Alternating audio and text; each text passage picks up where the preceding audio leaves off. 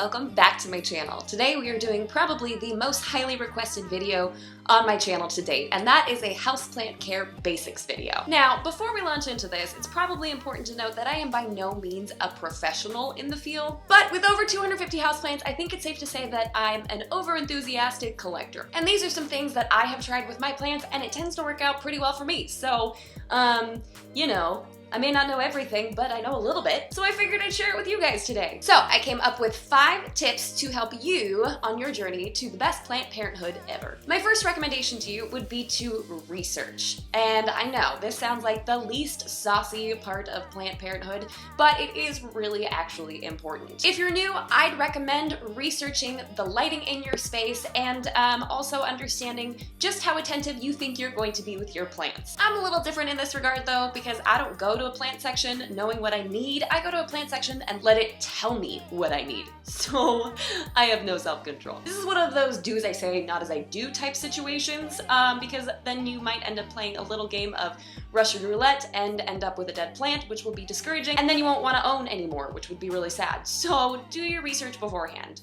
Or if you're like me, do your research after you bring it home and then you realize you have no idea how to care for your new green baby. You're gonna wanna know its lighting needs, its watering needs, its general soil requirements, all of those less than exciting details. However, it will help you to make sure that you don't murder your plant. My second tip for you guys would be to consider drainage. If you think about a plant in its natural environment, there isn't a pot holding its roots in place, which means there isn't water pooling anywhere for a long period of time, and there are critters digging around in the soil, aerating the roots and getting oxygen down to them. So when you bring a plant into your home, you want to do your best to replicate that type of environment. If you're new to houseplants, I highly recommend that you make sure your plant is in a pot with drainage. You want to make sure that all of the water goes out through the bottom, and if it's in a drip tray, that you take all of that excess water and pour it out. Some more experienced plant owners swear by having pots without drainage in them.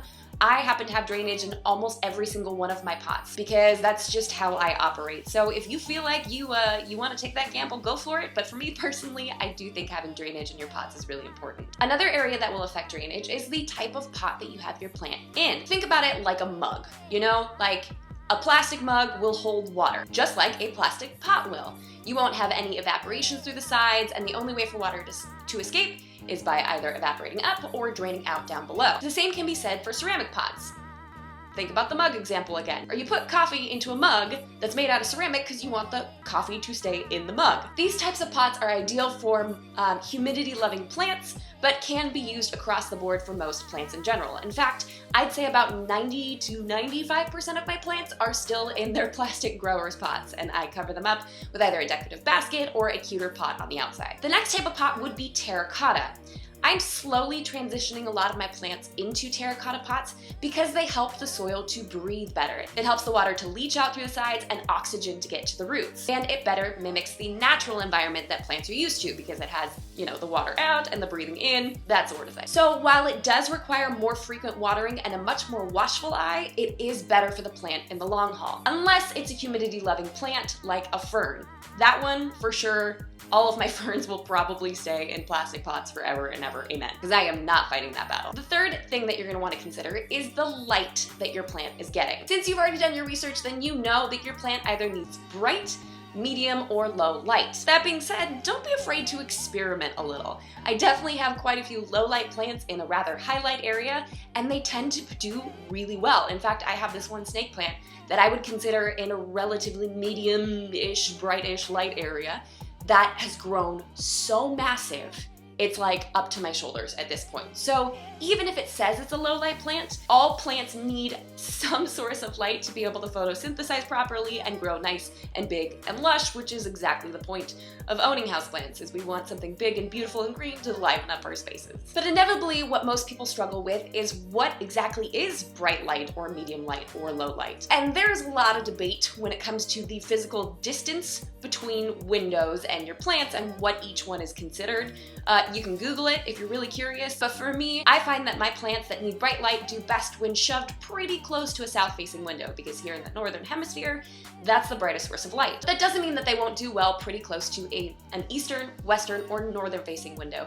They just won't get as much light as they would in a southern-facing window. Now, I have a lot of plants that are beyond those distances and still seem to be doing just fine. So like I said, feel free to experiment with your plants in your home to find what works best for you. Now, a lot of people may be saying, well, I don't have any natural light in this space at all. What do I do? Fantastic question. That's where artificial light comes into play. I often use this in areas that have no natural light whatsoever, or just to supplement some darker areas. So while that, stereotypical purple grow light is usually the best for many plants, I don't like my neighbors to think that I'm growing something unsavory in my home, and I personally hate the way those purple grow lights look. So instead, I use these bad boys. And yes, you can tell one of them's already missing because it's somewhere in my home lighting up a plant. I got these off of Amazon and I find them to be immensely helpful. In fact, I have plants in a china cabinet in my dining room. It's kind of like my propagation station of sorts, and their only source of light is a handful of these bulbs, and they're all thriving. Another area in my home that has artificial lighting is on my kitchen counter. The upper cabinets have some T5 fluorescent lights on them,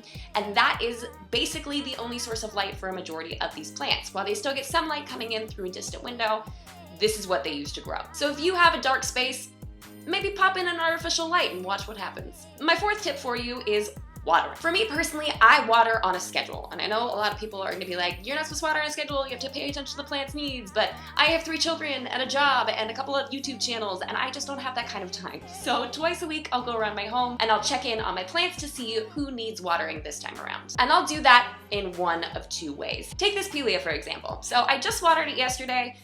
You can actually tell by looking at the soil. It's nice and dark, so visibly, I already know that this doesn't need water because I just watered it yesterday. However, if the soil looks a little dry on top, that doesn't necessarily mean that it needs water right away. My suggestion to you is to do either a finger test or use a moisture meter. Here's how a finger test works. You take your finger, obviously, because it's called a finger test, and you dig it into the soil about an inch or 2 and pull your finger on out.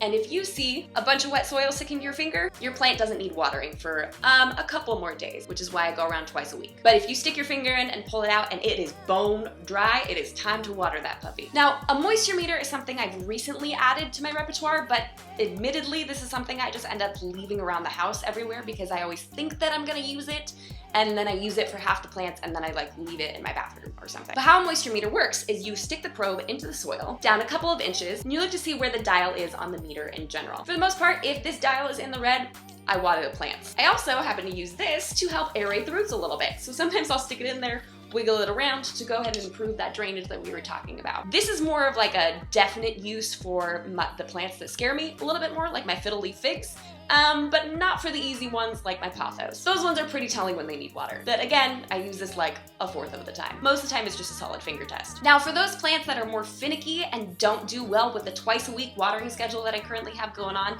I use hydro spikes. They help to keep the soil evenly moist, which means I don't have to check in on them as often. I'm looking at you, maidenhair fern, you finicky, passive-aggressive little. Even if you've already done your research, another great way to tell your plant's basic watering needs is by the structure of the leaves themselves. If it has a waxy exterior like a succulent, or a peperomia, or a Hoya, or even a Pelia, that means that water doesn't evaporate through the leaves. The leaves are also nice and juicy and succulent looking because water is being stored in them. On the flip side, plants like ferns have no waxy exterior to keep water from evaporating from their leaves, so therefore they'll need more watering and oftentimes more humidity. Going back to our Pelia for reference, this one has a nice glossy leaf, so I know that water doesn't transpire out of the leaves as quickly as it would with some of my softer leaved buddies. When I water a plant, I make sure to water it thoroughly. That means I pour water all around the base of the plant and all around the soil, so it goes all the way through and waters all of the roots.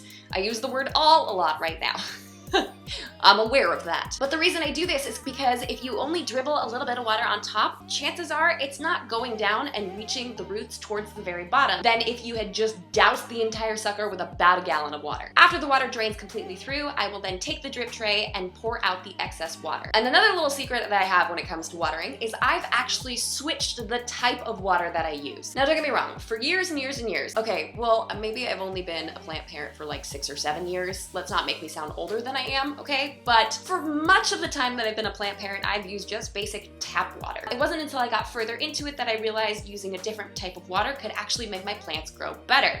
And that's when I switched over to using filtered water from our Berkey system. So if you don't have a fancy dancy water system like we do because we're crazy people, you can always use a Brita filter or a pure filter to filter out your water. You can use rainwater, but I'm in Southern California, it doesn't rain all that often. Or you can take your tap water, put it in a container, and let it sit out overnight or for up to 24 hours, so a lot of those chemicals will evaporate. It sounds like an extra step because it is, but trust me, it is worth it and your plants will thank you and they will grow so much better with just a little bit better water. But if all you have is tap water and no patience to wait for all of that stuff to evaporate, I did it for years and my plants got along just fine. And my last tip for you guys is totally random, okay? Like, I recognize that, it's completely random. It's Facebook groups. Did you know that there are houseplant Facebook groups out there? Y'all, they are the most helpful resource in my plant parenthood journey ever. People can go on there and ask for help, they can ask for tips, pest identification, plant identification, and if you have that question, guaranteed someone out there has that answer. There are so many experts in these groups. So while you research in the beginning when you first get a plant,